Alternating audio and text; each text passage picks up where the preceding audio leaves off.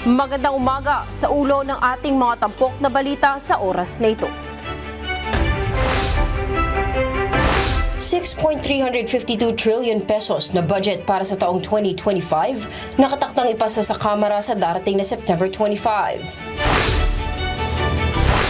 Dating Mambantarlac Mayor Alice Guo nakatakdang ilipat sa Pasig City Jail Female Dormitory ngayong araw. At GSIS Furies na ipuwersa ang do-or-die Game 2 sa semifinals laban sa AFP Cavaliers. Office of the President Executives kinapos sa overtime game para pigilan ang Senate Sentinels na makapasok sa finals ng UNTV Cup Executive Face-Off.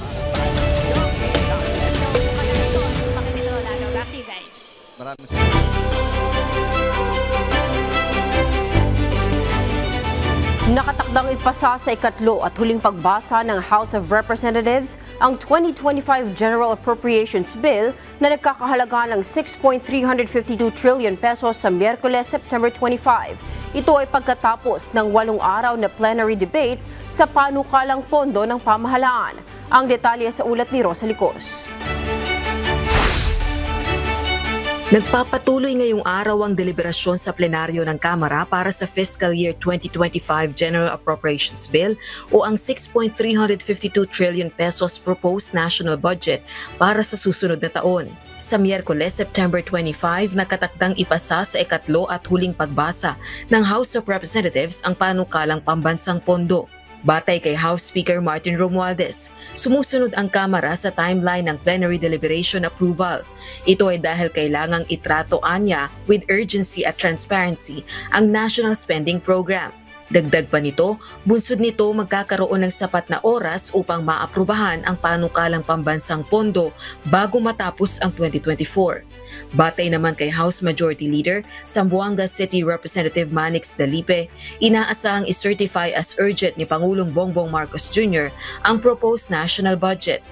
Sa pamamagitan ng certification, mabibigyang daan na ipasa ng House of Representatives ang 2025 General Appropriations Bill sa ikalawa at ikatlong pagbasa sa magkaparehong araw.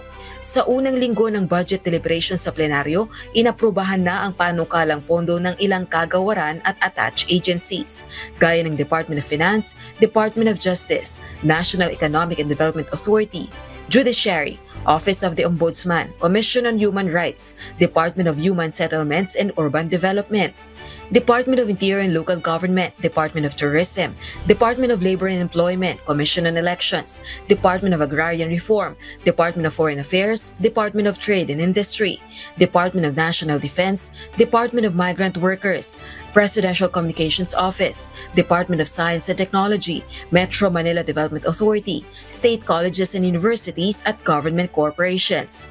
Mula September 23 hanggang 25 naman, tatalakayin sa plenaryo ang panukalang pondo ng Office of the President, Office of the Vice President, Department of Agriculture, National Irrigation Administration, Department of Health, Department of Energy, Energy Regulatory Commission, Civil Service Commission, Department of Environment and Natural Resources, Commission on Audit, Department of Transportation, Department of Social Welfare and Development, Congress, Department of Trade and Industry, Department of Public Works and Highways, Department of Education, at iba pang executive offices. Bago naman aprobahan ang 2025 General Appropriations Bill sa Miyerkules, didinggin muna sa plenaryo ang turno and kontra o mga pahayag laban sa spending proposal.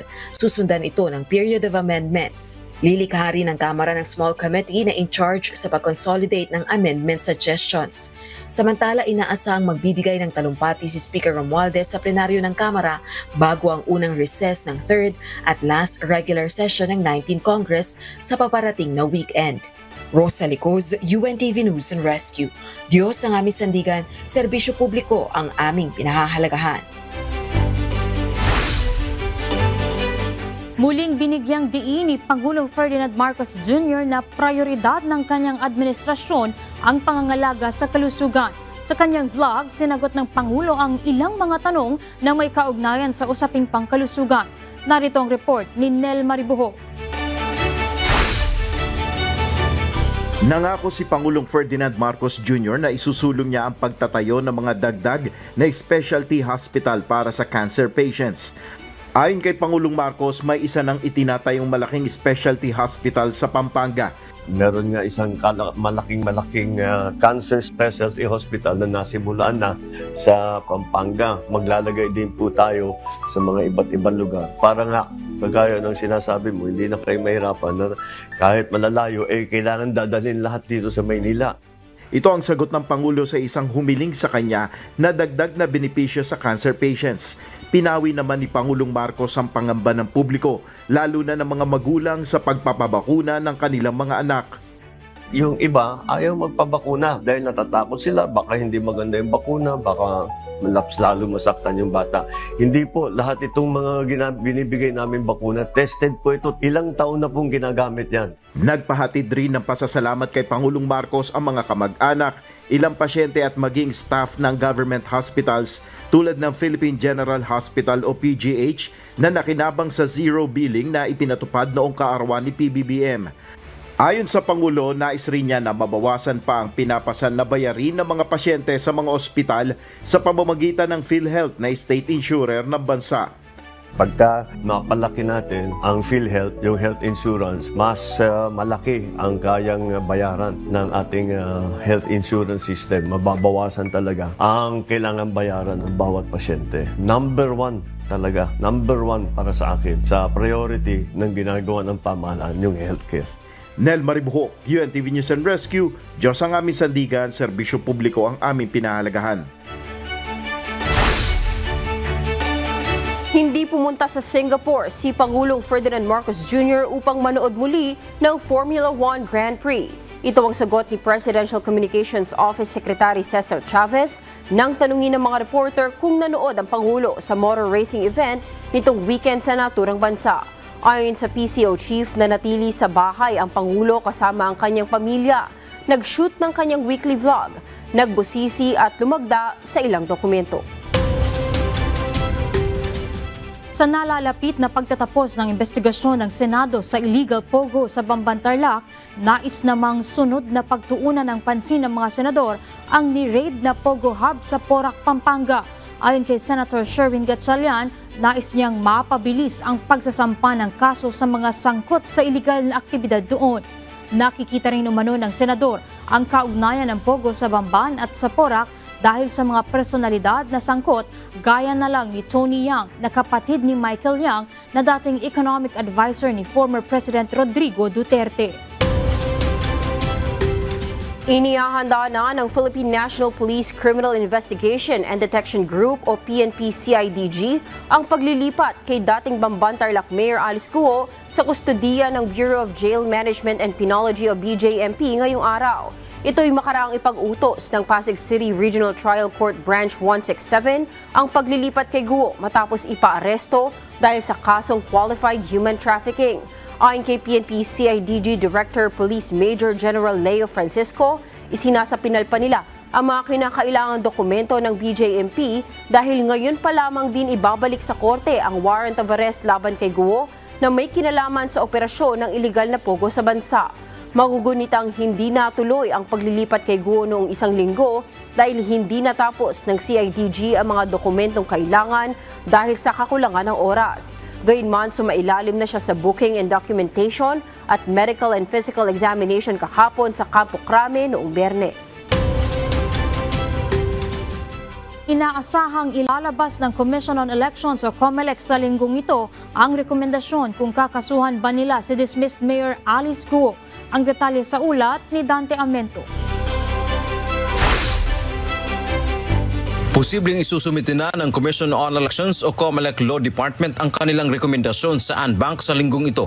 Ito ay kung dapat mang kasuhan o hindi si dismissed Bamban Mayor Alice Guo sa korte. Kaugnay ito sa umano'y misrepresentation o pagsisinungaling ni Guo sa kanyang Certificate of Candidacy o COC nang tumakbo siyang alkalde ng Bamban noong 2022 elections nang sabihin niyang siya ay Pilipino. Ayon kay Chairman George Erwin Garcia, kapag natanggap nila ang rekomendasyon, inaasahang tatalakayin nila ito kaagad sa Anbank dahil nasa kanila ang pinal na desisyon. Hinihintay namin yung recommendation ng Law Department ng COMELEC kung saan tinapos na ng COMELEC Law Department yung pagkukonduct ng preliminary investigation matapos na magkaroon ng sagot, magsumiti ng sagot si Mayor Alice Guo sa Commission on Elections. Dagdag pa ni Garcia, ang reklamo nila kay Go ay magiging babala sa mga kakandidato sa 2025 elections na huwag magsisinungaling sa COC. Kung ano man yung maging recommendation ng Law Department, ang NBank ay kaagad magpupulong upang pag-usapan kung i-adapt namin o hindi ang recommendation ng Law Department. Una lang sinabi ni Go na premature ang reklamong isinampa sa kanya dahil hindi pa naman napatutunayan na siya ay dayuhan. Kaya hiling nitong i-dismiss ang reklamo. Dan Piamento, UNTV, News and Rescue. Diyos ang aming sandigan, serbisyo publiko ang aming pinahahalagahan. Nangako ang Department of Health na babayaran ang natitirang utang para sa Health Emergency Allowance o HEA ng mga healthcare workers noong kasagsagan ng COVID-19 pandemic. Kasunod dito ng desisyon ni Pangulong Ferdinand Marcos Jr. na ganap na pondohan ang natitirang 27.3 billion pesos ngayong taon. Ang detalye sa ulat ni Jed Neresina. Inanunsyo ng Department of Health o DOH na 90% ng Health Emergency Allowances o HEA ay nabayaran na. Ang HEA na nagkakahalaga ng 103.5 billion pesos ay ginamit upang masettle o mabayaran ang humigit kumulang 14.5 million claim mula sa mga health worker. Nitong Abril na itala ng DOH ang humigit kumulang 23 billion pesos na halaga ng HEA obligations para sa 4.3 million claim na hindi nabayaran dahil sa limitasyon sa budget.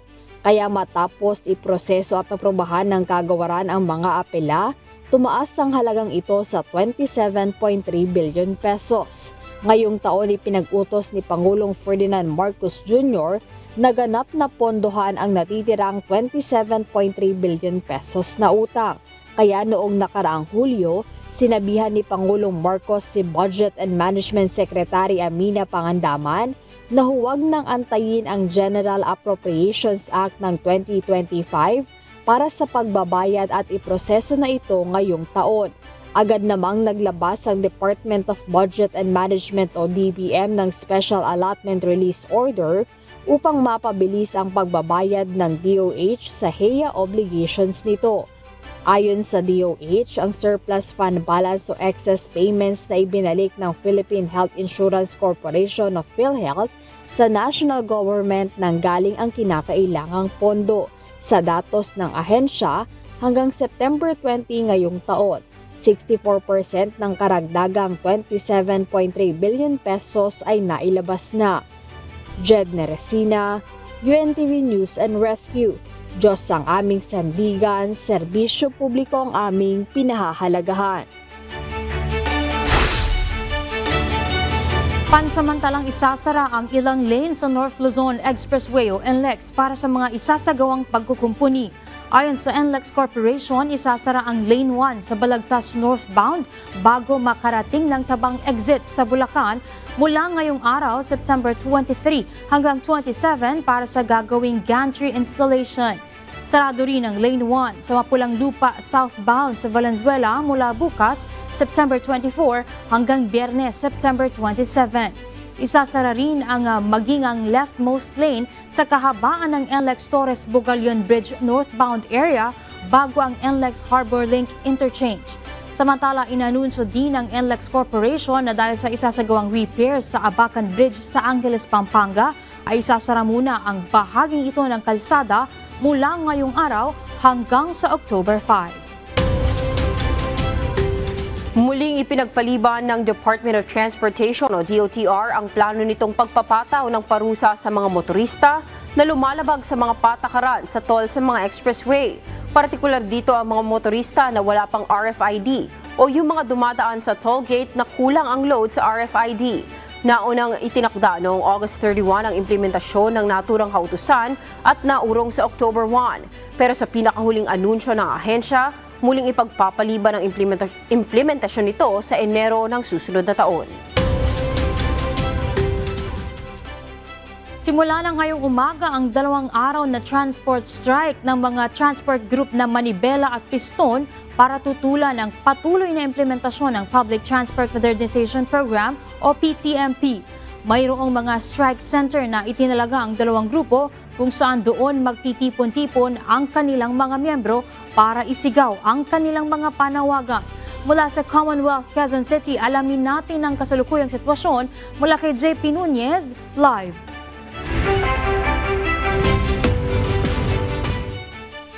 JP, good morning. May mga pasahero na bang nahihirapang makasakay ngayon dahil sa tigil pasada? Yes, Celine, dito sa kahabaan ng Commonwealth Avenue, no, kapag ka Monday, ang sitwasyon talaga dito ay naiipon yung mga pasahero. Pero lalo pang nahirapan na makasakay yung mga pasahero ngayong umaga dahil nga nagsasagawa ng tigil pasada yung transport group na Piston at Manibela. Ngayong araw nga, September 23, ang simula ng 2 araw na tigil pasada ng mga transport group na Manibela at Piston. Tatagal yan hanggang bukas, September 24.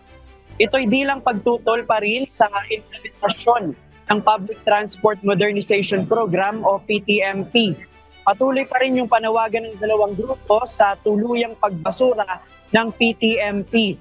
Nais din nila na huwag umanong gawing sapilitan ang pagpasok sa mga kooperatiba at korporasyon o yung tinatawag na consolidation. Ang Piston at Manibela, merong mga strike center kung saan doon magtitipon-tipon yung kanilang mga miyembro para magsagawa ng mga programa at isigaw yung kanilang mga hinaing sa pamahalaan. Sa Manibela, kasama ang Pasig Palengke, Monumento Circle, Pure Gold Gatchalian Parañaque, Zapote Tulay sa Las Piñas, Petron sa Philcoa Commonwealth, Punta, Novaliches Shell Gulod Quirino Highway, Zapote Corner Camarin, Star Mall Alabang, Muñoz Quezon City, Balibago Santa Rosa Laguna, gayon din sa Dasma at ang Rizal.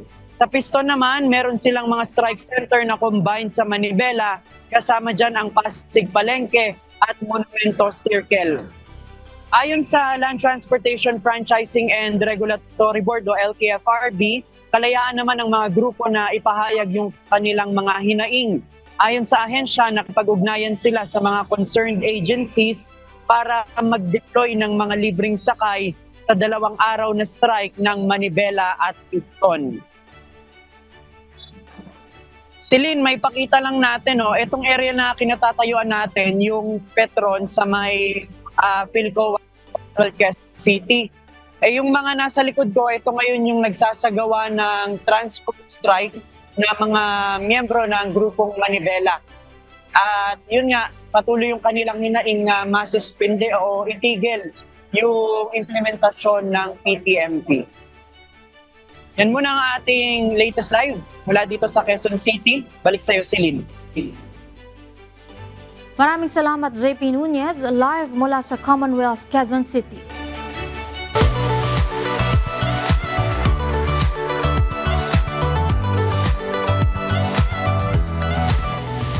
Samantala, narito ang lagay ng trapiko sa iba't ibang lugar sa bansa. Sa live feed po natin sa EDSA Bagong Baryo. Makikita po natin sa ating screen sa right side na mga papunta ng monumento ay may kaunting pagbigat na po ng daloy ng mga sasakyan, lalo na po dito sa may U-turn area. Sa left side naman po ng ating screen na papunta ng Balintawak ay tuloy-tuloy naman po at maluwag ang daloy ng mga sasakyan. Sa North Luzon Expressway o sa NLEX, makikita po natin sa iba't ibang bahagi ng NLEX na maluwag naman po ang daloy ng mga sasakyan at may kaunting pagbagal lang po dito sa may Mindanao Toll Plaza, subalit sa ngayon ay wala naman pong naibabalitang heavy traffic sa mga oras na ito. Sa live feed naman ni Christian Lopez sa SLEX Calamba. Sa right side po na papunta ng Manila ay maluwag naman po ang daloy ng mga sasakyan, gayon din sa left lane na papunta ng Batangas area. At sa drone video naman nakuha ni Jimmy Cordillera sa Pardo Service Road sa Cebu City, tuloy-tuloy naman po ang daloy ng mga sasakyan sa magkabilang lane papuntang Basak at Talisay, Cebu City. At yan ang ating traffic update sa umagang ito.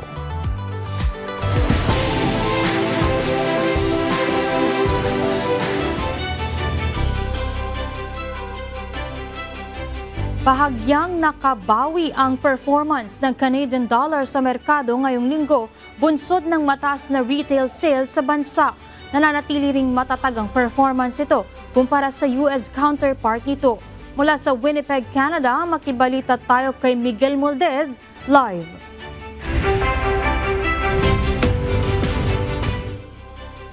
Yes, Miguel, good morning.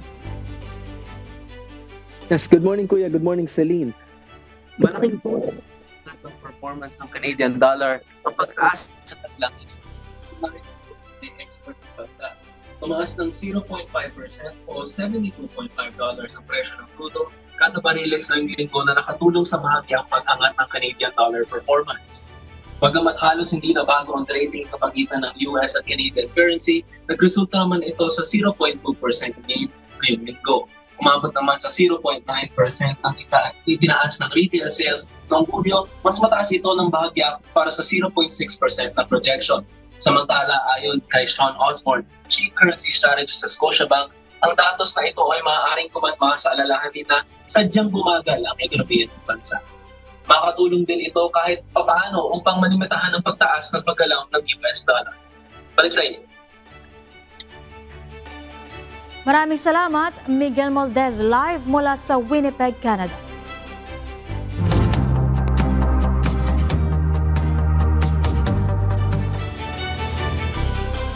Hindi na maaantala ang konstruksyon ng San Jose del Monte, Doña Remedios Trinidad Bypass Road Project ng DPWH. Ito ay matapos na masolusyonan ang problema sa right-of-way. Narito ang report ni Nestor Torres.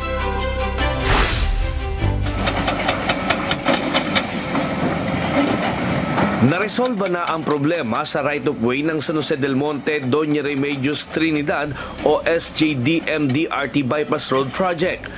Ang proyekto ng Department of Public Works and Highways na halos 9 na buwang nabinbin. Hindi na maantala ang Phase 1 at Phase 9 sa gagawing tulay na magdudugtong sa dalawa.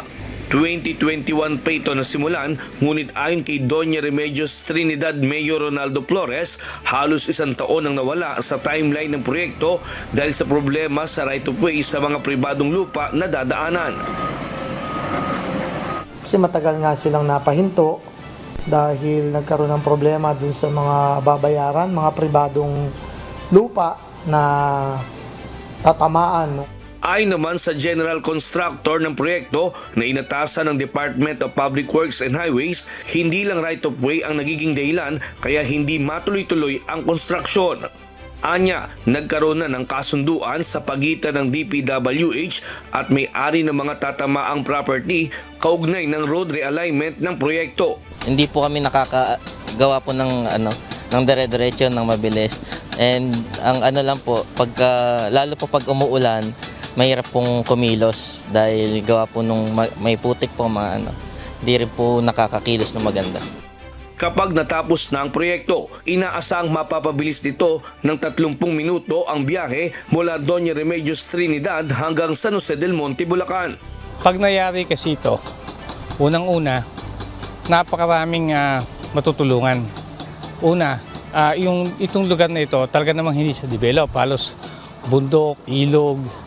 Ngayon, kung ito'y mabubuo, magiging daanan nito ng napakaraming sasakyan na po pwedeng posibleng maging tagusan papuntang bandang Igay, San Jose del Monte, tapos lakpas pa siya ng pa Fairview. So, pa Manila. Tapos, yung mga nagdinegosyo din dito, madali silang makaka-access. Using this bypass, consider po na ito po talaga ay halos direkta po sa puntang San Jose. So ang po nito, ang kagandahan po nito ay ito po yung mga wala pong masyadong magiging traffic dahil unang-una po ay ito po yung mga bagong bukas po natin. So definitely po ang ating pong travel po dito is mabilis po. Ayon kay Mayor Flores, maiibsan ng proyekto ang decongestion sa biyahe patungong Metro Manila, partikular sa Quezon City. Gayon din ang sitwasyon ng trapiko sa Angat at Norsagaray. Bukod sa DRT Bypass Road, ongoing na rin ang konstruksyon ng DRT Dingalan Aurora at DRT Nueva Ecija. Nestor Torres, UNTV News and Rescue. Diyos ang aming sandigan, serbisyo publiko ang aming pinahahalagahan. Lifted na ang suspensyon ng pasok sa mga paaralan sa munisipalidad ng La Castellana dahil sa ipinapakitang aktibidad ng Bulkang Kanlaon ngayong araw sa lahat ng pampubliko at pribadong paaralan sa munisipalidad. Samantala, nakauwi na rin sa kanilang mga tahanan ang mga residenteng inilikas sa ilang barangay sa munisipalidad maliban na lamang sa mga residenteng nasa 4-kilometer permanent danger zone mula sa bulkan. Ang detalye sa ulat ni Gladys Tuhabi. Balik eskwela na ang mga mag-aaral sa pampubliko at pribadong paaralan sa munisipalidad ng La Castellana. Ito ay matapos na i-anunsyo na ligtas na umanong ipagpatuloy ang klase. Sa bisa ng Executive Order No. 2024-36, balik eskwela na ang lahat ng antas sa munisipalidad simula ngayong araw. Sa naturang EO, sinasabing nananatiling lokal lamang ang banta ng Bulkang Kanlaon at maaaring magpatupad ng sapat na safety protocols upang matiyak ang kaligtasan ng mga estudyante at guro na hindi nakukompromiso ang educational activities. Sa pagbabalik ng klase, ang bawat paaralan ay kailangang magpatupad ng safety at contingency plans batay sa nakasaad sa EO. Kinakailangang mayroon itong koordinasyon sa Municipal Disaster Risk Reduction and Management Office para makakuha ng real-time updates sa aktibidad ng bulkan. Dapat rin itong magsagawa ng regular na emergency drills at magkaroon ng evacuation plans sakaling itaas ang alert level ng Kanlaon. Bukod dito, kailangang may nakahandang emergency kits at guidelines ang bawat guro at mag-aaral sa mga dapat gawin sa panahon ng emergencies. Hinihikayat din ang bawat paaralan sa munisipalidad na magsagawa ng information campaign upang magkaroon ng sapat na kaalaman ang mga bata at magulang sa mga paghahandang dapat gawin at panganib na dulot ng bulkan. Samantala, nakabalik na sa kani-kanilang tahanan ang higit 2,000 evacuees sa La Castellana. Sa ulat ng La Castellana Municipal Police Station, tanging 30 individual na lamang ang naiwan sa Barangay Masulog dahil ang kanilang mga bahay ay nasa 4-kilometer permanent danger zone ng Mount Kanlaon. Gladys Tuwabi, UNTV News and Rescue. Diyos ang aming sandigan, serbisyo publiko ang aming pinahahalagahan. Pinungunahan ng Philippine Coast Guard ang pagdiriwang sa 25th National Maritime Week kahapon, kasabay ng 29th Seafarers Day. Sa mensahe ni PCG Commandant Admiral Ronnie Hilgavan, binigyan din ito ang kahalagahan ng ligtas na paglalayag. Anya, hindi lamang ito isang prioridad, kundi kultura na sa maritime industry. Binigyan din ng pagkilala ang mga marino na nasawi at nawala sa ngalan ng kanilang tungkulin. Nailipat na ng Philippine Coast Guard sa Bureau of Immigration ang kustodiya ng 7 Chinese national na nahuli ng PCG noong isang linggo. Matatandaang nahuli ng PCG sa Navotas noong September 16 ang mga Chinese national at isang Filipino-Chinese na undeclared at walang working visa na nasa loob ng MV Sangco 1, isang dredging vessel na nag-ooperate sa Mindoro at Manila Bay. Sinampahan ang paglabag sa CA 613 Section 37A7 na tumutukoy sa ilegal na pagpasok ng mga dayuhan sa bansa at Act 2711 Section 69 na may kinalaman naman sa immigration violation.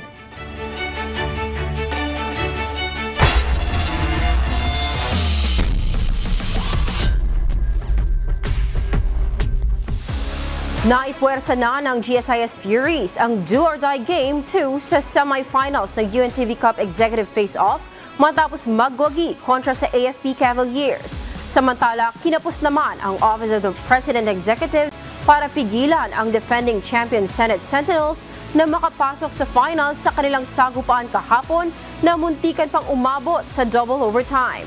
Para sa detalye, narito ang report ni Bernard Dadis.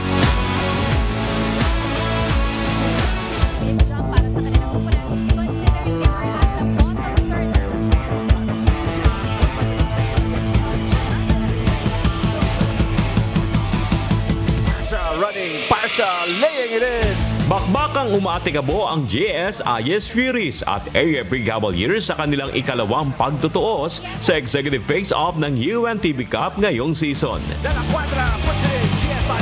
Sinabayan ng GSIS ang energy ng Cavaliers para idikit ang first quarter. 17-18, lamang ng isang puntos ang AFP.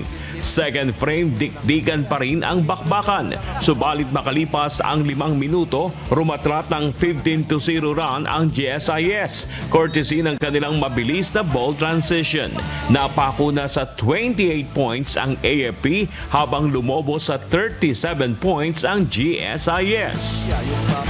Third kanto, binomba ni Homer Garcia ng 12 points ang AFP para pangunahan ng GSIS sa double-digit advantage, 52-42. Last quarter, pumutok ng 8 points si Colonel Marlo Humalesa para sa AFP, subalit hindi ito sapat para pigilan ang momentum ng GSIS. Tumunog ang buzzer sa final score na 66-54. Best player of the game si Homer Garcia na humakot ng 19 points, 10 rebounds at tig-4 na assists at steals.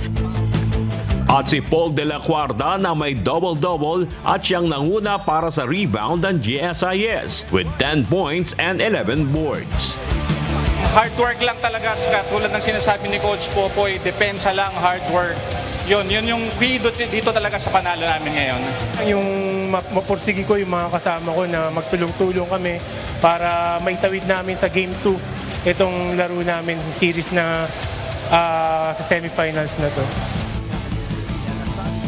Dahil sa panalo, napigilan ng GSIS ang AFP na makaabante agad sa finals at naipwersa pa ang do-or-die Game 2 semifinals.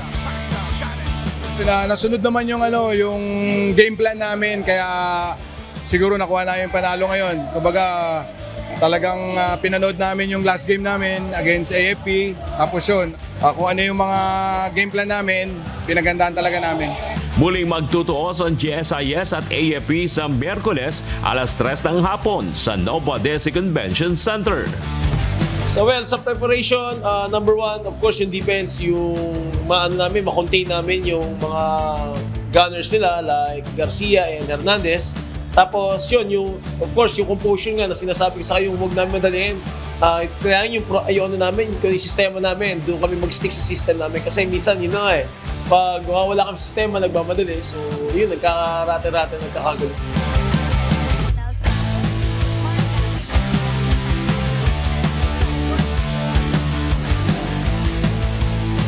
Munti ka namang umabot sa double overtime ang sagupaan ng defending champion Senate Sentinels at Malacanang Team Office of the President Executives. Last 10.4 seconds sa overtime period, deadlock at 72 points. Tumawag ng timeout si Coach Mike Fermin at nagkasa ng play. Kaya Ramos attacks. Last 5.2 seconds, pumasok ang tira ng napabayaan na si Romel Evaristo para sa 2-point dagger ng Sentinels. Evaristo!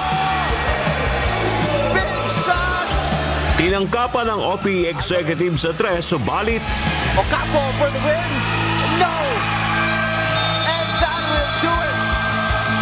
Dahil sa panalo, aabante na sa finals ang Senate Sentinels at tatangkaing maidepensa ang kampyonato at makuha ang back-to-back championship.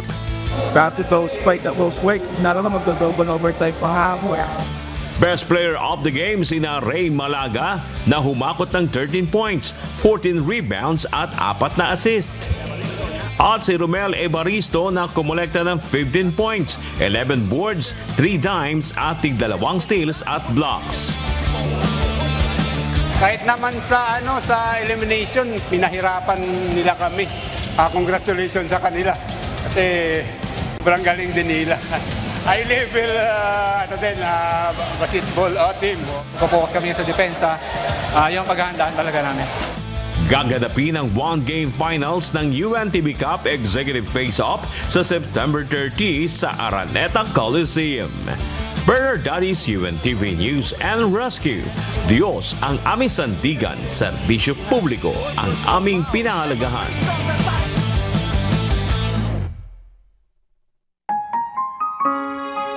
At sa ating iiwang mga salita ng Diyos na ating sandigan, mula sa Book of James chapter 4 verse 6 na nagsasabi, "But He giveth more grace, wherefore He said, God resisteth the proud, but giveth grace unto the humble." Ngunit siya'y nagbibigay ng lalong biyaya, kaya't sinasabi ng kasulatan, ang Diyos ay sumasalangsang sa mga palalo, datapwat nagbibigay ng biyaya sa mga mapagpakumbaba.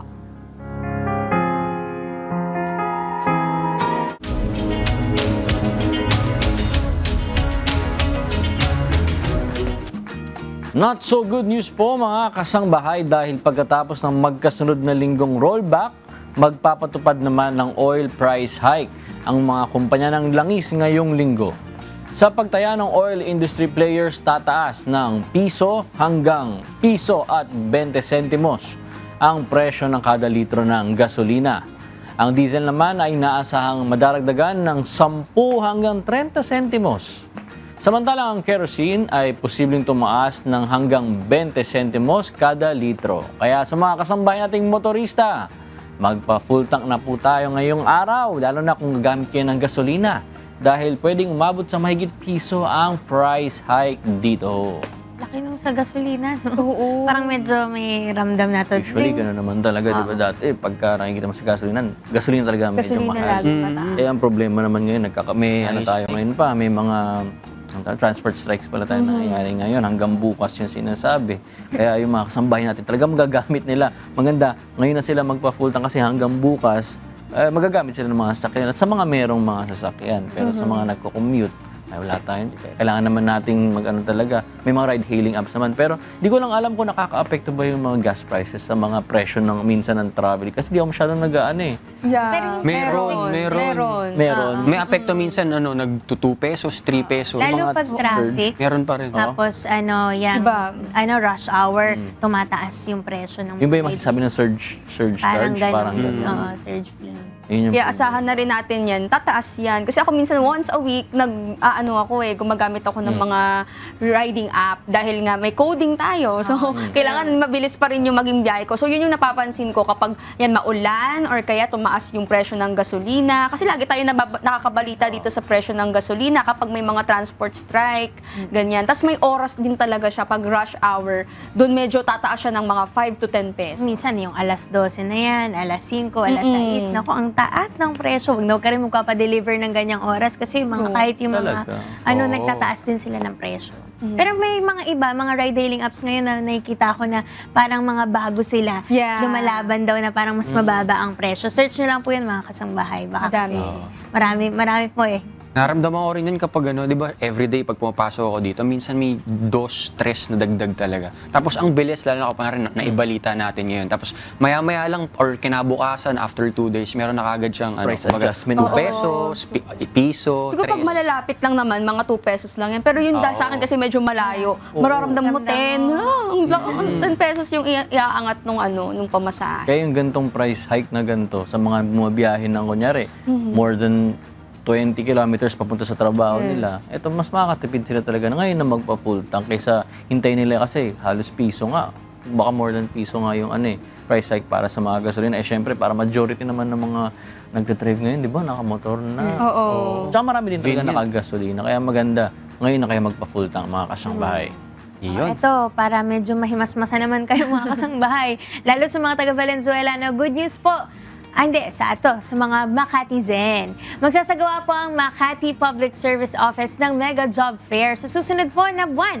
Gaganapin ito sa October 10, 2024 sa Circuit Activity Center, Ayala Mall, Circuit Hippodromo, Makati City. Bukod po sa job opportunities, meron din pong one-stop shop service para po sa mga applicants ang ihahatid ng Social Security System, Pag-ibig Fund, Overseas Workers Welfare Administration, Department of Migrant Workers at Technical Education and Skills Development Authority o TESDA. Para po makita ang iba't ibang available job vacancies, i-check lang ang link na bit.ly/MJF OCT or OCT 2024. At sa mga interesado po, mag-pre-register po kayo sa official registration page na bit.ly/Makati MJF OCT 2024. O kaya yan po, screenshot nyo lang itong mga kasangbahay. At syempre po, magdala po kayo ng 2 o higit pang kopya ng inyong updated resume at black ballpen sa October 10, 9 a.m. to 3 p.m. sa Ayala Mall Circuit Activity Center. Ayan, job fair na naman. Napakagandang opportunity na naman ito para sa mga kasangbahay natin, especially dun sa mga talagang parang sinasabi nila, kung ngayong taon wala kayong nahanap na trabaho, meron pang pag-asa po kasi September pa lang naman Malay nyo, dito na kayo makakuha ng trabaho. At saka syempre, maigi, paghandaan nyo kasi may interview pa rin naman yan kahit paano. Tapos yung resumes nga, magdala kayong higit sa 2.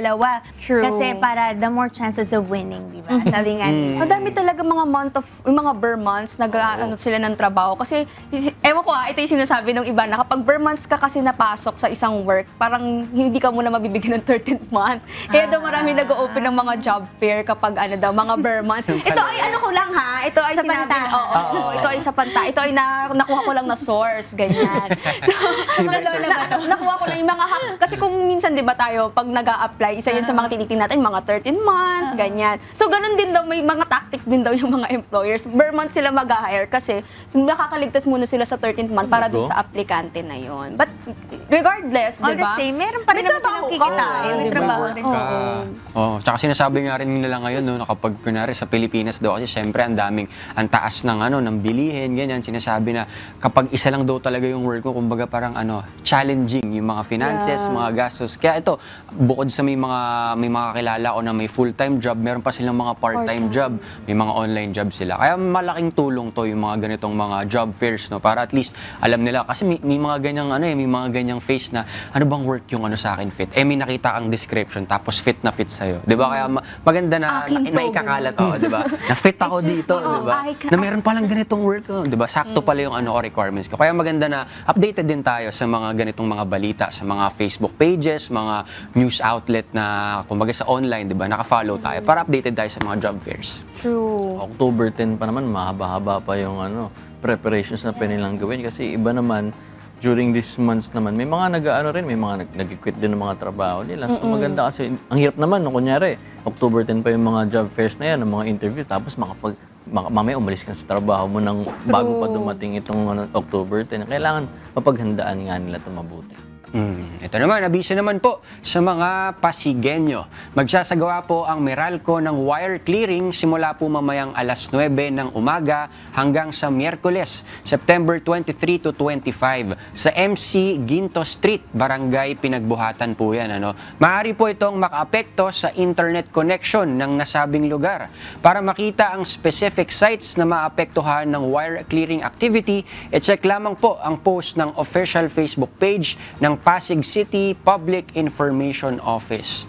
Yan, lalo na sa mga work na talagang dependent sa internet, yung mga may mga online jobs, mga work from home, o kaya baka may mga nagla-live stream dyan, mga ganyan na nagla-live selling, di ba? Maapektuhan kasi 3 days din to, September 23, 24, 25. Kaya siguro, natin sa mga taga-barangay, dyan sa Ginto Street, make sure po natin na meron na tayong mapagkukunan ng internet kasi baka hassle, baka makaapekto po sa trabaho natin. Di ba? Alternative maghanap. Yung ibang mga ganun nga, di ba? Usually, 2 na yung internet providers nila. Para kung sakaling madadown yung isa, meron silang backup. Pero ang problema na ito, yung mismong pinagkakabitan talaga yung kalye yata. So baka mamaya kahit yung backup nila, wala rin. Hindi ko alam kung paano.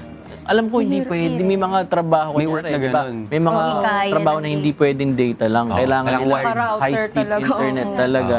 So sa mga ganun, siguro kailangan nilang, paano ba kaya yun? Lipat muna sa kamag-anak. Tatlong sa friends din kasi. muna. Mahaba-haba yun. Para makapagpaalam. Kapag ba may generator ka, kaya yun ng Hindi, generator, para sa power lang nung internet mo. Pero yung connection connection ng wires nga pala, no? Kaya Medyo siguro, ang hirap nito. Pati rin sa mga estudyante, di ba? Punta na yan sa mga malls na may mga connection, internet, o kaya mga cafe. Doon muna po kayo mga kasambahay. Kasi naalala ko sinasabi ni Joshua, may work talaga na bukod sa hindi pwedeng kumbaga walang wire. Rene-record daw talaga yung wire kasi mas mabilis high speed yung kailangan. Kaya siguro pag may mga ganitong sitwasyon na mga work from home, ano na tayo sa mga kakilala natin na hindi nandyan sa area ng Pasig, diba? Kaya ma-reschedule na rin natin September 23 to 25 Kaya alam na rin sila sa kanilang work. Magsabi sila na may ganyang interruption sa kanilang Ngayon, 23-24. Ngayon hanggang Wednesday pa. At least makapagsabi rin sila sa mga amo nila. Para kasi baka mapagalitan din sila. Bakit ito lang yung na-comply mo or hindi talaga angkop dun. I mean, hindi valid naman yung reason nila.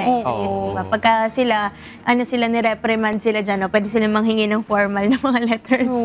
Siguro kung sa company naman, pwedeng sa company muna sila pumunta. Kaso nga lang karamihan kasi ng mga iba ring setup ngayon, mga freelance, taga ibang bansa yung mga amo nila. Yung mga virtual assistant, no? Pero yung mga IT jobs ba, mga IT jobs din pwedeng maapektuhan ng may mga IT na naman sa bahay lang. Pero pwede naman silang pumunta pa rin sa office. May option naman na ganun. Ang problema nga doon sa mga overseas employers nga. Ang problema minsan, di ba yung mga ganun, hindi lang isang kliyente ang hawak nila. Iba-iba. Oo, marami. Paano ka mag-i-explain sa marami mong kliyente? Minsan ganun yung mga sideline ng ibang mga kasangbahay. Pwede na kayo ng template ninyo. Yung pwedeng ipasa sa lahat. Palit-palit pangalan na lang. Oo, palit-palit na lang ng pangalan. Yung problema. So, madiskarte na naman talaga yung mga freelancers natin. Talagang pag sa mga ganyan, alam ko may mga naiisip na silang paraan paano nila yan magagawa ng paraan itong 3 araw na to na mawawalan sila ng internet. Siguro may mga iba na rin talaga sila na-anticipate na nila to. Kaya sa inyo, saludo agad sa inyo. Pag na-overcome nyo na tong 3 araw na to na wala tayong mga internet. Sa mga estudyante naman, siguro, lalo na kasi ngayon alternate na rin sa schools Ngayong week, online, next week, face-to-face. So kapag nasakto sa inyo, ngayong araw naka-online kayo, siguro makiusap muna sa mga teachers. May intindihan nila yan kasi taga-Pasig din sila. Malamang kasi mga estudyante naman natin, andun lang din yung school malapit sa kanilang lugar. Pero yan? Elementary, high school. Kasi transfer strike ngayon tsaka bukas So talaga baka malamang online nga sila. Absent yung mga taga-Ginto Street sa Pasig. Magsabi na sa mga teachers. Ito naman, abiso pa rin para sa mga taga-Pasig. Another advisory po para sa inyong mga kasambahay. Dahil simula po ngayong araw ay ililipat po sa temporary City Hall ang ilang opisina ng pamahalaang lungsod. Matatagpuan ang temporary City Hall sa Eulogio Amang Rodriguez Avenue, Barangay Rosario, Pasig City. Kabilang po sa mga opisina na ililipat dito ay ang City Civil Registry Department, City Environment and Natural Resources Office, City Planning and Development Office, Public Employment Service Office at Solid Waste Management Office. Sa temporary City Hall na po ang operasyon ng mga nasabing opisina maliban lamang po sa aplikasyon ng Certificate of Conformance sa mga barangay na nakatalaga pa ring magproseso ng business permit sa Pasig City Hall sa Caruncio Avenue, Barangay San Nicolas, Pasig City. Kasi nga po, under construction, kung di ako nagkakamali, ang Pasig City Hall. So, siguro itong mga nabanggit na lang natin ng mga departments na kung kailangan nyo pumuntahan dito sa mga nasabing mga araw na hindi muna sila doon mag-ooperate sa Pasig City Hall, at least nalaman or naabisuhan po kayo na sa ibang lugar po muna kayo pupunta. Kaya mas igiparay din na rin sayang sa pamasahe. Isa yan sa mga problema pamasahe, tsaka yung oras din na ilalaan po ninyo. Mas makakatipid kapag alam nyo talaga na hindi na po muna sa Pasig City Hall mag-ooperate itong mga department. Temporary lang. Yeah. Tsaka maganda siguro kapag may mga updates din, siguro sa mga social media platforms ng kasi sa amin sa LGU namin, yung sa Las Piñas may ganyan na-update sa Facebook page lang. Meron silang update ng mga ganitong mga klase ng balita na may transfer ng ganito, yung mga process or documents na dito kinukuha sa department nito, dito muna pansamantala. Kaya maganda na at least kahit hindi tayo pumunta dun sa mismong lugar, malaman na natin through internet sa cellphone lang, di ba? Lalo na ang mga city halls, laging busy yan, laging madaming tao. So, at least ngayon, nabisuhan natin yung mga kasambahay natin. Ang mga, kunyari, mga Facebook pages ba na ganyan, may mga notifications na pwede kang kasi hindi ko alam kung Kapag sa mga inactivate pages. mo, ikaw ang mamimili kung ano yung Kung gusto mong ilang manood. notifications yung makakarating sa'yo. If kunwari ilalagay mo siya sa top list mo sa notification, magno-notif yun kagad sa'yo. Kasi Parang baka may setting, no? Baka may fina-follow nga nila pero hindi naman nagno-notify sa kanila. Baka makaligtaan din nila. Take time din na lagi mo sisilipin. Kasi pag lagi mo siyang sinisilip, minsan kahit di mo na siya puntahan talaga directly, lalabas na siya sa wall mo eh. Kaya siguro yung mga importante, kaya nga sinasabi natin na maging responsible tayo sa paggamit ng social media. Kasi kung ano yung lagi mong tinitignan, yun at yun yung lalabas sa wall mo. So, dapat pag gusto mo ng information, ayan, may mga news, mga news pages, mga lugar kung sa, mga apps or mga pwedeng mga pages na pwede natin i-follow. Pero maging vigilant din kasi baka mamaya akala nila same na yun yung page na legit page pero hindi naman pala. Maging lang, very keen kayo sa pagtingin ng spelling, ng nilalaman, ng content. Wag lang yung basta na-like natin. Okay na yung badge, napakalaking badge. Mostly naman sa mga legit na mga pages may blue check. Certification na yan. Hindi tayo maloko ng iba. May mga kasambayan po ang ating advisories for today. Ngayon naman magbalik na tayo sa ating kasaysayan. Alam niyo ba kung anong planeta ang pinakamalayo sa ating solar system? O anong trivia? Pinakamalayo. Secret, wag nyo sasabihin, wala akong clue. Para mga sa mga students natin, di ba? Yan kasi ang pinakamalayo ay ang Neptune na isang uri ng ice giant. Taong 1846 nang una itong maobserbahan ng isang astronomer sa pamamagitan ng isang telescope. Balikan natin ang kasaysayang ito sa ating Today in History.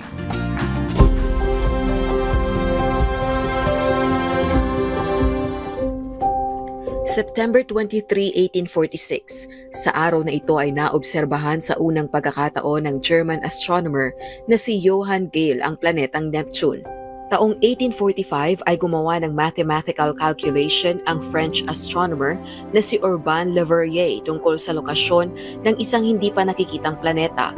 Batay sa kalkulasyon na ito ay naobserbahan ng German astronomer na si Johann Galle ang isang bagong planeta na pinangalan ng Neptune. Isinagawa niya ang obserbasyon mula sa Berlin Observatory gamit ang isang Fraunhofer telescope.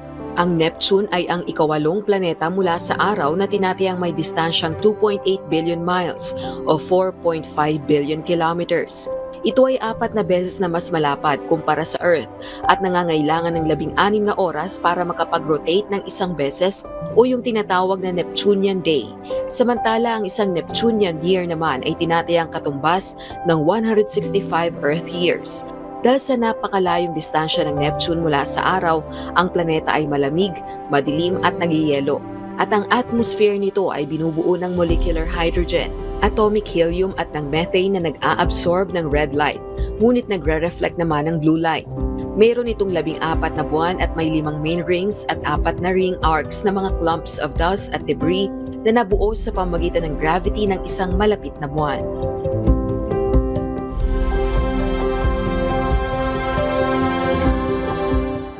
Ang galing. Ayun. Di ba, iniisip ko kasi dati nung napag-aralan ko, Pluto, di ba? Yung pinakamalayo. Noon, yun yung alam ko. Pero kasi dahil ayaw na sa kanya. Pero may trivia ako dyan sa Pluto tsaka sa Neptune. Kasi sinasabi nila na nagkaroon daw ng time na mas malayo ang Neptune kaysa sa Pluto noong 1979 to 1999. 20 years din halos. Kasi daw, hindi daw malaman kung bakit. Basta naging mas malapit ang Pluto sa Sun kaysa sa Neptune dun sa mga time na yon. Pero nung chinek naman ng mga scientists natin, ng mga NASA, nalaman naman talaga nila na yung belt, yung parang kinabibilangan talaga ng Pluto tsaka ng Neptune, magkaiba daw talaga. Mas malayo yung sa Pluto. Yung pero may orbit niya. time lang daw talaga, may season lang na mas malayo si Neptune. Meron lang. Kasi orbit nga natin. Pag nakita mo, may mga, ang tawag doon, models na kung ano yung tsura ng orbits ng bawat planeta doon sa solar system nga natin. Itong sinasabi ng Neptune yung pinakamalayo relatively to the Sun. So, kung sino yung pinakamalayo sa Sun, no? Na inisip ko nga kaya sila ice giant siguro. Kaya sila puro yellow din siguro. Kasi nga malayo sila doon sa Sun. Kaya nakita mo doon mo na-appreciate na ang ganda ng pwesto natin. True. Ang ganda ng pwesto ng Earth. Talagang sinadya na nandoon siya. Kasi isipin mo, kaya maganda na papag-aralan din natin yung mga celestial bodies. Nakikita mo, Neptune ang malayo sa Sun. Nakita mo, hindi na siya habitable, hindi na siya magandang tiran. Masyado malayo sa Sun, yelo ka. Yung mga masyado malapit naman ng Sun, sunog ka naman. So, talagang sobrang perfect. Sa pag-aaral natin ng mga planeta sa tabi natin, sa mga bagay sa paligid natin, nakita natin yung purpose tuloy nung bakit ganito yung design sa mundo natin. Kumbaga, nadadagdagan yung knowledge natin kung bakit ganito yung Earth natin. Na-appreciate natin na talagang merong nag-design na matalinong nag-design ng mga bagay-bagay. Hindi siya tsamba lang. Yes. Actually, sabi mo na malamig kasi ang temperature daw sa Neptune nasa negative 230 degrees Celsius. So, sobrang lamig. Napakalamig talaga. Tapos, dito, dun masasabi mo talaga na ang swerte natin na very habitable talaga yung pinaglagyan sa atin ng Diyos. Kasi doon, meron silang na-discover na tinatawag nila the Great Dark Spot dito sa Neptune. Na hindi ito design lang or parang special spot dito sa Neptune. Nakita to ng Voyager 2, yung pinadala na space probe ng NASA, na yung storm na to, sobrang lakas ng winds na kaya daw i-consume yung Earth. Ang hangin niya, nasa 1,500 miles per hour or 2,400 kilometers per hour. Wala yung mga signal natin. Tapos sa sobrang lakas nga niya, kaya daw nga i-consume yung Earth. Tapos, ito daw yung tinatawag na fastest na wind sa lahat ng planeta sa solar system natin. Kaya grabe talaga kung imagine mo, no? Parang hihigupin ka talaga nung dark spot na yun. Pero yung storms naman daw dito, hindi siya palagi na meron parang mawawala siya. Seasonal din. Seasonal din siya, bumabalik, tapos mawawala. Isang taon lang daw yung storm doon. Pero yung isang taon daw kasi sa Neptune, 160 years sa Earth. Grabe. Ganun katagal. Ayoko na. Ang tagal. Ano lang kayo? Isang taon lang sa kanila yun, ha? Isang taon lang. Tsaka may rings pala siya, no? 5 ang rings niya. Kasi ang alam lang, parang ang pinakasik. Oo, meron siyang 5 rings. Tapos yung 5 rings na yun, ipinangalan daw doon sa 5 tao na may pinakamarami or malaki ang contribution sa research about Neptune. Tapos, kasi ang alam natin na talagang sikat na may rings, diba, sa Saturn. So, ngayon daw, ipaalam naman natin sa mga, lalo na sa mga kabataan, na meron din ang Neptune 5. Oo. Kaso nga lang, hindi daw siya kasing visible nang meron si Saturn. Yun yung nakikita ko kasi parang hindi siya ganun hindi siya visible pala. Kasi nakikita ko lang kapag sa mga drawing Neptune, bilog lang talaga na blue. Tsaka sinasabi pala ni Ira kanina na yung storm na, the Great Dark Spot. Ano pala siya, kaya pala kaya niyang kumonsumo, kumbaga kaya niyang kainin yung Earth. Kasi kasing laki niya yung Earth. Gano'n siya kalaking storm. Tapos isa rin sa mga sa Neptune is yung sinasabi na yung wind daw nila sa Neptune sa buong solar system sila yung sa Neptune yung may pinakamalakas. Kumbaga fastest wind na sinasabi na kasing din to, kasing bilis ng speed of sound dito daw sa Earth. Kaya dun sa Neptune, diba? More than, tapos ayun, sinasabi rin na, tsaka yung pagkaka-discover din sa Neptune, di ba sinasabi dito sa natin today in history, sa TRUSS telescope, nalaman kasi nila na yung, di ba, Uranus yung unang nilang nakita. Tapos parang nakita nila na yung Uranus, parang hindi, kumbaga, hindi regular daw yung pag-ikot. Tapos parang na-feel nila, baka may isa pang planeta na humahatak dito kasi hindi ganun ka-systematize daw yung, sabi nila, hindi daw, parang may irregularities sa pag-orbit. Tapos parang yun nga, sinasabi nila baka may planetang humahatak dito. Tapos doon na na-discover yung Neptune. Galing nga study nun. Kasi gravity yun, di ba? Lately lang naman na-discover yung theory about gravity ni Einstein. Pero nga, before nga kasi yung yung explanation niya ng gravity, parang pagka ipipicture mo siya, para siyang tela daw. Kunyari, ito, lalagyan mo ng tela to na butas yan sa ilalim. Tapos lagyan mo siya ng mga mabibigat na objects dyan. Kung ano yung pinakamabigat na object, doon ma-attract lahat. Kunyari, isipin mo nga Jolene, di ba? Maglagay ka ng Jolene na malaki, maliliit. Yung sun natin yung pinakamalaking mass sa natin, solar system. Kaya siya yung nasa gitna. Kaya sa kanya nag-orbit lahat ng mga planeta sa paligid niya. Kasi nga siya yung pinakamabigat. Malaki mass. Kaya nangyari, kapag kunyari sinasabi mo, di ba, na nag-iiba yung orbit. Kasi nga, yung Neptune and yung Uranus, may pull sila, may gravitational pull sila sa isa't isa. Kaya kunyari, pag dumadaan sila sa isa't isa, nag-warp nga yung gravity. Nagkakaroon ng warp, yung parang fabric, lumulubog. Kaya tuloy parang nag-iiba yung nila, pattern. Kaya umiikot. Kaya paikot-ikot yung natin. Hindi siya parang isang diretsong straight line. Ang galing. Tsaka alam niyo ba yung Neptune daw, siya daw yung may pinakamalapit na gravitational pull katulad ng Earth. Kumbaga sa lahat daw ng mga planeta, sila yung halos magkaparehas daw ng gravitational pull. Pero dahil nga Uranus, Neptune yun, talagang higupin ka daw talaga nun.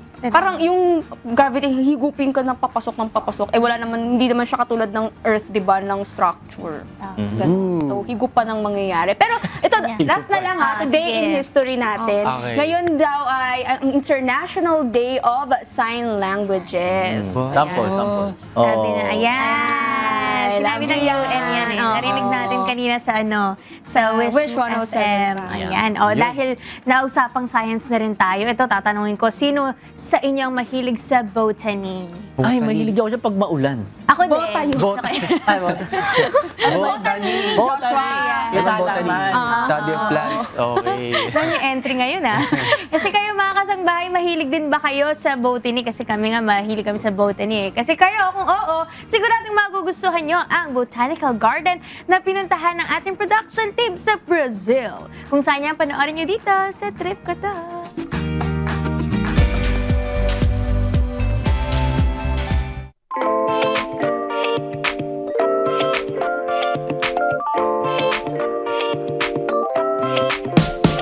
Ayan, nandito kami ngayon sa tinatawag na Fungiario. Ano ito pang fungus? Ayan, marami ka pupunta, no? Dito po kayo pupunta ngayon sa tinatawag na Torre. Sa Portuguese, ito ay ang tower. Ayan. So saan makikita natin? Malawak na lugar dito sa bandang Manaus, Amazonas. Let's go! Ayan, let's go!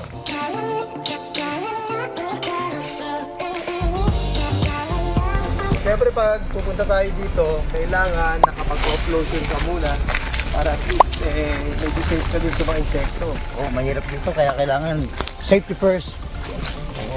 Bago kami pumunta rito actually, meron tayong vaccination ng febre amarelo na tinatawag for yellow fever. Kasi nga, isa po sa malakas na pwedeng pagkakasakit ng dito ay makakuha ka ng yellow fever. Kaya ngayon, green fever na lang. Dahil nasa green area tayo. Respectively, kung green siya, ang tendency ay para bang napakalamig, ano? Pero hindi naman masyado malamig dito. Medyo mainit. Parang ang klima nga, parang Pilipinas din eh. Isa ito sa mga pictures ng mga common na indigenous people nila dito. Kung mamasdanin nyo, parang mga Pilipino rin pala sila, no? Gaya natin.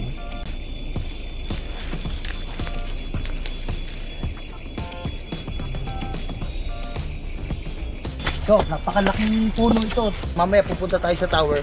Makikita nyo kung gaano kalaki yung kagubatan dito. Wow! Sa lugar na kinaroroonan namin. Tara!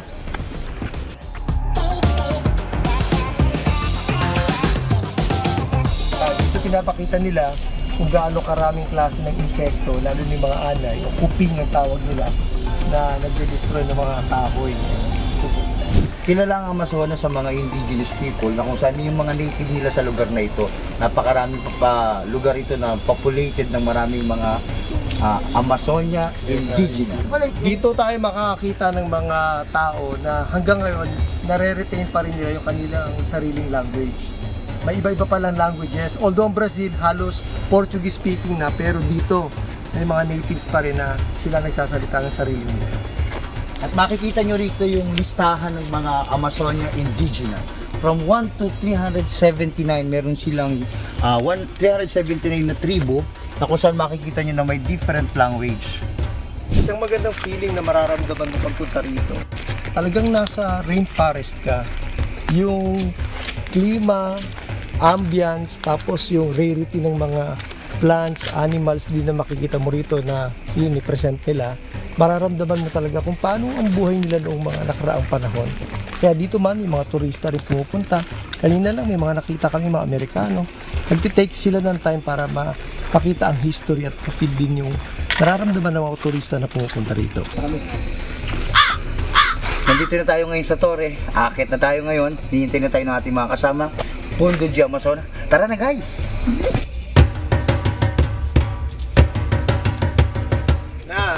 Ma-experience na natin ngayon kung paano pag-akyat dito. Tower. Kaya nyo ba yan? Kaya.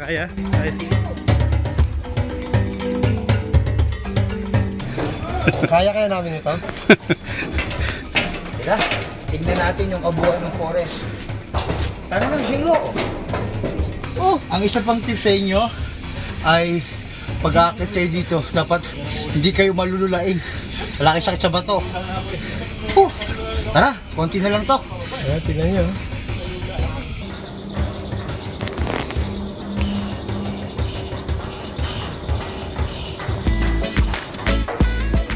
May tip sa inyo si Bro Tony. Huwag kayong magla-leather shoes.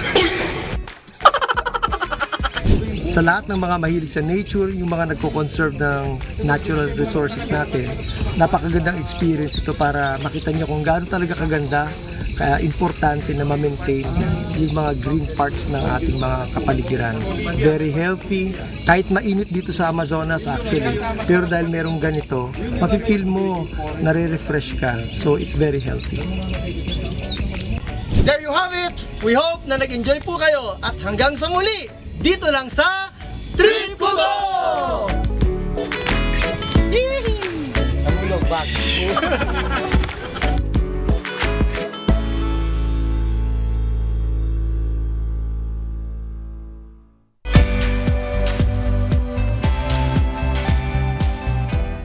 Yan, shoutout muna sa ating Brazil production team. Ito yung mga masarap puntahan ng family, magbabonding kayo. Kasi una, especially pag kami mga kids, no, marami silang matututunan, especially if guided tour pa yung mga ganito, na ma-explain sa kanila, ito, ano, anong klaseng mga halaman to, ano yung benefits nito sa atin, at bakit siya nag-exist dito para dun sa ecosystem natin, di ba? Parang yung balance ng life natin, makikita natin, ma-appreciate natin na tayo din. Kapag nga ako, pag kunwari punta ng zoo, ganyan, or may mga bibisitahin ng mga museum, parang nai-inspire ako, kunwari sa zoo, na-inspire ako na mag-alaga ng mga animals. So, siguro dito, kapag ka nagpunta ka sa mga botanical garden, gusto mo na rin magtanim or mag-alaga ng mga halaman, di ba? Mas ma-appreciate mo siya. Ako nga, minsan pag nakakita lang ako ng mataas na coconut tree yun na, normal din sa Pilipinas may ganun, na ano na ako, tuwan-tuwa na ako, so paano kaya yung lumaki ng ganyan? What more kaya yung ganito, di ba? Na, uy, nakaakyat ako ng coconut tree ha, pero hindi sobrang taas. O yung nakatumba na. Nakatumba na. Binagyo. Aakyatin mo talaga, kasi meron naman mabababa, parang ito, hanggang dyan sa ceiling natin, ganon. Tapos puno ng mangga. Masarap yung umakyat doon, tapos lalagyan mo ng ng papakuan ng lolo't lola mo, tapos doon ka hihiga. Papakuan? Oo, sa mangga. Papakuan na higa? Papakuan ng kawayan para pwede mong pagstayan. Duyan, Ganon kami dati. Kasi doon sa hacienda nila. Wala kaming hacienda. Pero kasi nakita ko yung napakalaking puno. Di ba dyan ngayon sikat yung Brazil, yung area na yun, yung mga malalaking mga puno nila. Kaya parang sabi ko, wow, ang ganda siguro mapuntahan, makita yung ganon. Mas matanda pa sa'yo. Mas matanda pa sa lolo't lola mo, ganon. Ang maganda nga matutunan nga kasi nga may mga di ba before wala naman tayong mga ano ba tawag doon, mga gamot, mga antibiotics, wala naman tayong mga certain mga drugs before eh. Galing yung mga ganong mga ano ba ta, first aid minsan, 'di ba galing sa mga halaman, kung ano-ano mga halaman, pero tsaka may mga ginagamit naman talaga na medicinal na mga halaman. Kaya pagka kunya nag-aral ka ng botany tsaka ng iba't ibang mga tungkol sa mga ganito, naalalaman mo na yung mga regular mo lang pala nakikita minsan sa paligid mo. Gamot pala. Pwede palang magamit yun sa mga certain ways na for medical use na naisip mo. Ewan ko, ako ganun ako mag-isip in times of emergency pala, pag maganda palang alam mo ito para kung sakali palang may mangyaring ganun na meron kang magagamit, di ba? Hindi yung parang hopeless ka na minsan kasi pag bumabiyahe, isa yun sa mga fear ko, pag kunyari babiyahe ka sa malayo tapos malayo yung mga, pwede naisip ko. Nag-overthink na masyado eh. Pag mga survival, diba? Pag mga survival, hindi naisip ko, kunyari, what if, kunyari, nasa aeroplano ka, tapos nag-crash kayo. Tapos, syempre, di mo alam, magka-crash kayo sa forest. Syempre, dapat alam mo yung mga pagkain, tsaka yung mga nakakalasan, yung mga gano'n. Ano yung mga nakakalasan, ano yung edible, mga gano'n, diba? Kasi pag napunta ka dun, baka, ano kayo mga pwedeng source ng pagkain? Syempre, at least, dapat alam mo, baka itong halaman pala na to, nakakalason, madeds ka pa, di ba? Kaya maganda yung knowledge. May mga napapanood ako na ganyan sila sa social media, ina-upload nila na what if nga daw mangyari yung ganon. Tapos tinuturo nila yung mga plants. Pupunta talaga sila sa mga forest para mapakita sa atin kung ano yung mga klase ng mga halaman na pwede natin kainin. Para rin sa survival. Pero alam mo, bigla tuloy ako naalala. Nabalitaan nyo ba yung, hindi naman to sa forest, sa dagat naman, na from Quezon, nakita siya sa Batanes, yung nawawalang fisherman. Grabe, from Quezon, imagine mo south, tapos bigla napunta ka sa Batanes, doon siya nakita, ilang araw siyang hinahanap. Wala lang. Buwan ata siya eh. Napalaot lang siya. Buti na lang kung walang survival skills din yung tao na yun, di ba? Mahirap yun, ilang kilometro yung binain mo tapos dagat na. So napaka-importante, tama sinabi Ian ni Joshua, na maganda rin yun na minsan yung pagka-paranoid natin, nakapakinabangan natin kasi nag-aaral tayo, nagre-research tayo para makasurvive. Tsaka yung sabi ni Joshua, yung importance na kapag kunwari nasugatan ka, tapos may infection, ganyan. May mga ganun, may mga sinasabi na may mga leaf na natural antibiotics na pwede pumapalang pampagaling. Kaya maganda yung may knowledge tayo sa mga ganyan, sa mga plants, di ba? Ngayon naman, kamustahin naman natin ngayon ang isinasagawang weekly medical mission ngayong araw sa Doña Orani, Bataan. Naroon si Sis Camille Malang. Good morning, Sis Camille. Yes, good morning Kuya and good morning rin sa iyo, Brad Ian. Ongoing pa rin po yung ating pagbibigay po ng iba't ibang medical services dito po sa ating MCGI Clinic sa lugar po ng Doña Orani, Bataan. At dahil hanggang alas 9 nga po ng umaga ay open for registration tayo. Tuloy-tuloy pa rin po yung pagdating ng ating mga kababayan o ng ating mga kasambahay na nangangailangan po at gustong makapag-avail po ng free medical, dental, and optical services. At dagdag pa nga po dito, Brad Ian, ay available din po ngayong araw ang ating physical therapy and legal consultation. At Brad Ian, gaya po ng nabanggit natin kanina, may mga kababayan po tayo na dumarayo pa po hanggang dito po sa barangay ng Doña para lang po makapagpa-check up. At isa nga po riyan yung nakausap po natin kanina or yung kakausapin po natin ngayon na si Nanay Dolores po. Ayan po, kasama po natin ngayong umaga si Nanay Dolores. Good morning po sa inyo. Good morning po. Ayan po, kumusta naman po yung kalagayan po natin ngayong araw, Nanay Dolores? Masaya, mabuti. Maraming po sa inyong lahat. Ayan po no, Nanay Dolores, kanina po kasi kinausap ko na po kayo, ang sabi niyo po ay galing pa po kayo ng Balanga, tama po ba? Opo. Ayan po, paano po kayo nakapag-travel or nakapunta po dito? Siyempre po maaga po kasi yung biyahe po ninyo, Nakisakay po ako sa service po nila. Doon po ako nakiusap na sasakay po ako. Ayan, sa service po ng ating mga kasamang MCGI staff din po, pang ilang beses nyo na po bang punta ngayon sa MCGI Clinic po dito? Ano pa? Pang ilang beses? Pangalawa na po. Nung una po, humingi po ako ng gamot para sa kidney ko at saka sa bato sa abdo. Yun po. And po, Nay Dolores, ngayong araw naman po for the second time, ayun po, salamat po sa Diyos, Ano naman po yung ipapatingin natin or ano po yung ilalapit po natin ngayon? Nagpatingin po ako kasi nagpa-blood chem ako sa ospital nung Biyernes. Ayun po ang pinakita ko po kay doktor. Ayun, buti naman po, Nay Dolores, at dito po tayo dumiretso after nyo pong makuha yung result po. Salamat po. Maraming pong salamat sa inyo, Doc.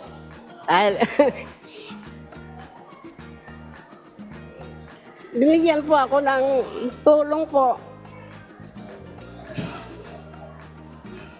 Maraming pong salamat sa inyong lahat.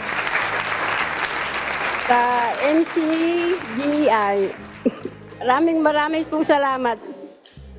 Ayan po, si Nanay Dolores po. Salamat po sa Diyos. Ayan po, Brady yan. At ayan po, sa pamamagitan po ng MCGI Clinic po, Brady yan, marami po tayong natutulungan na kagaya po ni Nanay Dolores. At dahil po dito, madami din po tayong nabibigyan ng pagkakataon na mapagaan po yung kanilang mga alalahanin at makabawas po sa kanilang pangangailangan. At iyan naman po ay ginagawa natin or nagagawa po natin sa tulong at awa po ng Diyos. At bukod po riyan, as of 8 a.m., meron na po tayong total of 98 registered patients, kung saan meron po tayong 17 para sa ating medical consultation for adult, 7 naman po sa pediatric consultation, 63 sa dental services, at 11 naman po sa optical services with free reading glasses. At lahat po ng bilang ng mga registered patients po natin ay ating paglilingkuran, kasama po ng ating mga medical staffs, doctors at mga volunteers mula po rito sa MCGI Clinic. At mula po rito sa Doña Orani, Bataan, ito muna po ang update. Balik po sa inyo, Brad Ian. sa Diyos, Sis Camille Malang dyan sa Barangay Doña Orani, Bataan. At syempre, acknowledge din po natin ang mga ilan sa mga doctors dyan po sa ating medical mission. Yan po ay sina Dr. Gary Pestaño, Dr. Cathy Lopez, Dr. Boyet Mos, Dr. JD Valero, Dr. Manny Lotok, Dr. Ruben Joy Lotok, Dr. Roseline Lotok, Dr. Melanie Peñaflor, Dr. Sharina Carlos, at si Sister Ruth Soriano. Andyan din po sila Sis Rose Ann Lotok, Sis Beth Lotok, Sis Daniel Lotok, Sis Kier Ferrer, Brad Carl Salangsang, Sis Alma Aquino, and Brad Ace Viñas. Siyempre, ito rin, no, kasama rin natin sina Brad Amor, Tulalian, Brad Raymond Reveses, Sis Louie Morial, Sis Crescenta Batanes, Sis Rosalyn Labaclado, at si Brother Rizen Morales. Salamat po sa Diyos sa pakikiisa, mga kapatid, at mga kasamang volunteers sa ating MCGI Clinic dyan sa Doña Orani, Bataan. Napakahalaga nitong mga medical missions natin kasi alam naman natin na may mga lugar talaga sa bansa natin na malayo sa mga healthcare facility. Kaya ang mga kababayan natin doon sa mga ganong lugar, madalang makapagpatingin sa mga manggagamot. Kung may nararamdaman silang masakit sa katawan, di ba, gumagamit na nga sila ng mga nabanggit natin kanina, mga halamang gamot, or kaya umiinom na lang sila ng pain reliever nang walang rekomendasyon ng doktor, o di kaya ay nagtitiis na lamang. Ito ang nararanasan ng mga kababayan natin sa isang barangay sa probinsya ng Quezon. Tunghayan natin ang kanilang kwento. Ay, salamat po sa Diyos at sa team po ng MCGI. Kayo po yung naging instrumento ng ating Panginoon. Ay ako po ay lubos na pagpapasalamat dahil tayo po ay naghatid po kayo ng ganitong serbisyo sa amin. Maraming salamat.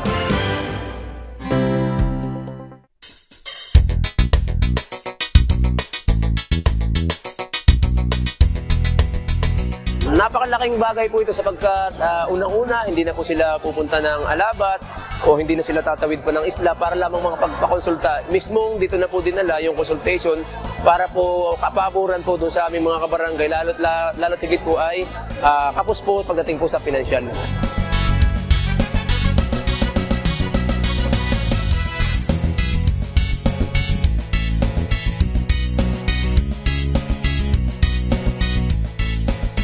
Pag masakit ang ulo, iinom lang ako, pupunta lang ako doon sa tindahan, bibili ng gamot. Pag masakit ang katawan, aplas ko na nalalagwarinte. Nakalangis yung pag talaga, yung tapal-tapal, na tulad nung ginagamit ng albularyo, yung mga sabi mga daang-daang na iyo. Sawa naman ng Diyos, ito ako, hindi naman ako nakakaranas na ma-hospital.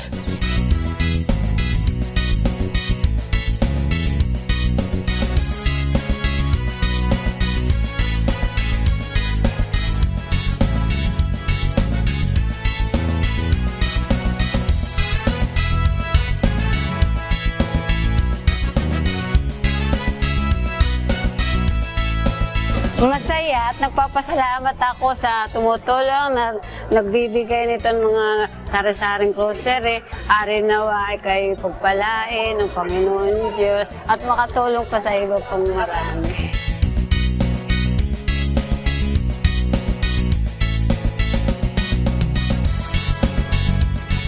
Titis na lang po yung pamisan. Naano na ako ng mga herbal back. Talaga po siguro mahirap. Kaya pag ako meron ko anong nasakit sa akin, ay di pagmisay ng tao sa tigdata ko ng utang ng pimiti namin. Ay ako po na may sa pananalangan. Ay kumis pagka ako nagigising, ay buwan. Pagbisit, 3 bisis pa nga ako magdudulog.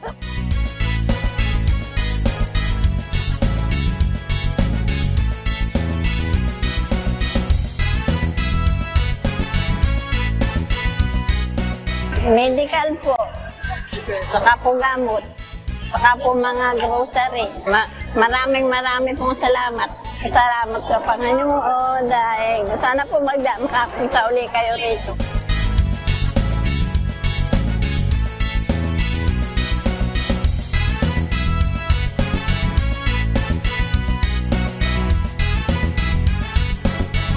Ay, nakapagpatsikap ako ng libre. Libre gamot, libre may grocery pa. Kumbaga ay bihira. Kasama mga anak. Salamat po sa Diyos sa pagkakataon ito.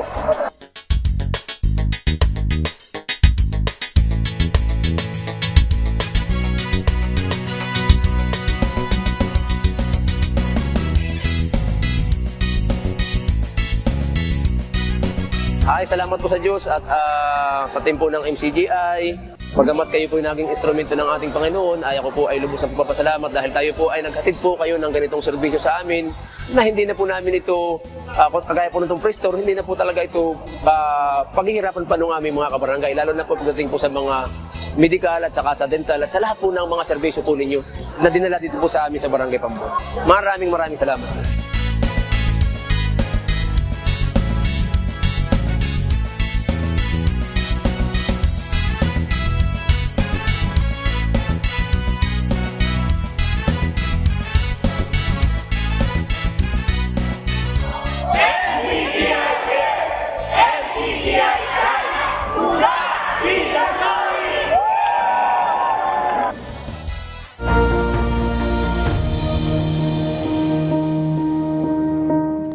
Salamat din po sa Diyos, syempre doon sa mga kasambahay natin at doon sa mga barangay na uma-accept or nag-a-accept sa atin sa kanilang mga lugar. Kasi may isa pa nga nanay, di mo nagpapasalamat siya, sana daw bumalik tayo sa kanila. Kaya salamat din po sa Diyos sa pagkakataon na binigay niyo rin po sa amin para makatulong kami sa inyo pong lugar. At saan po ninyo sa awa tulong po ng Panginoon, hindi dito nagtatapos, di ba? Yung pagtulong na ginagawa ng MCGI. At mas marami pa po sana na loobin, sama niyo po sa inyo pong mga panalangin, mas madami pa tayong matulungan ng mga kababayan natin na kagaya po ninyo, nangangailangan din ng atensyong medikal.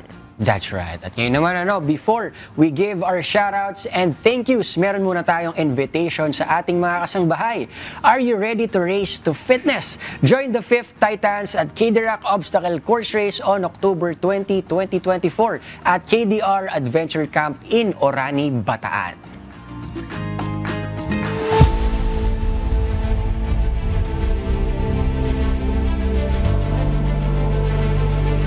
It all started with a single challenge.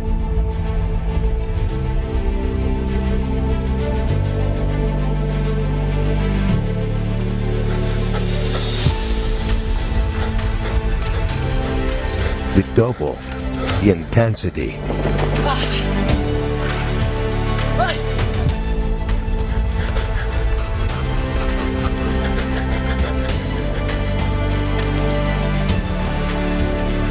The competition grew stronger. To push limits beyond expectations.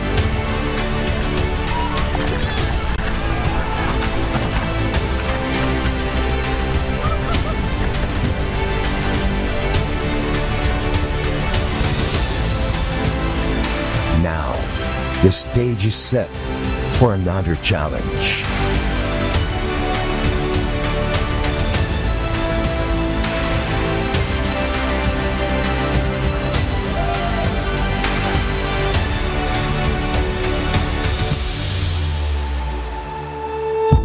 Are you ready?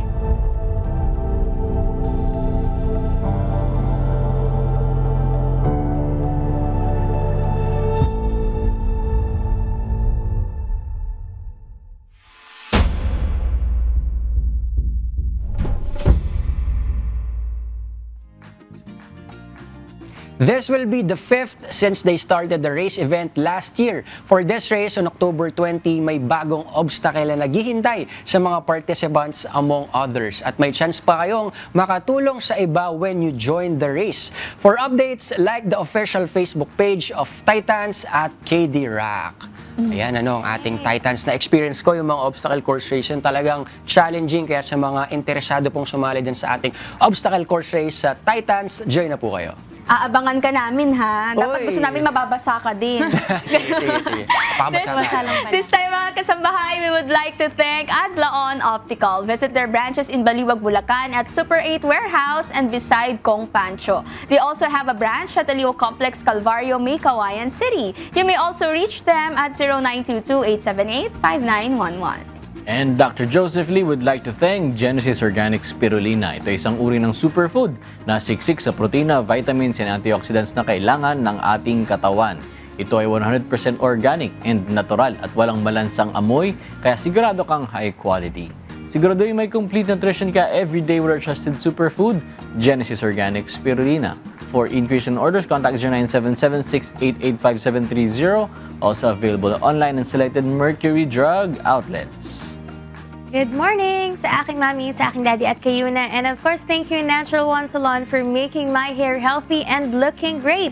Alam niyo ba mga kasangbahay, sila lang ang one and only hair salon in the Philippines that offers no harsh chemical treatments, 100% all natural organic hair color options at walang haircut for women. You can check them out at Natural One Salon on Facebook and other social media platforms. Natural One, ang #1. And we would like to thank Lendeson Gas Corporation, your partner for all industrial and special gases needs. Their other products include regulators, welding and cutting outfit, centralized supply and manifold system, and pipeline installation. For inquiries, please contact them at 8824-0867 and 8824-9360. Maraming salamat po ulit sa lahat ng mga nanood sa atin simula kanina sa ating Rise and Shine segment with Kuya Daniel. Bukas, magkita-kita tayo muli, God willing, dito lamang sa Good Morning, Kuya!